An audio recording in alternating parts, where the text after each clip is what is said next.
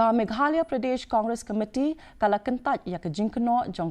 jong uno ai ktin ka sarkar MDA2 bat udukhat ka cabinet upol lingdo ubalakam baka Congress ka Donkti ha ka jing ai song pisa ya ka kanhon balak henbe an ka hinyotrep National Liberation Army secretary ka MPCC uba badwar ulakan tho halor ka ne ka jingkren jong uba pol lingdo ka bathumu ban penyaso ya ka Congress bat ka Jingkynnoh Donkti usambut menteri rang ba ka jela ubas nyo balang dhar ha ka Jingbei Tyngka ya ka Hnlc uloong bakum kini ki Jingkynnoh ki alam bakla ya ki pajba bat ki pelat ya ki Seng bayaso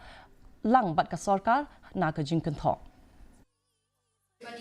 We categorically are saying here and vehemently saying that the attempt of the spokesperson to drag MPCC into this controversy surrounding the Deputy Chief Minister's alleged financial links with the banned Hnlc is not only misleading, but we believe that it's a textbook deflection tactic. Now,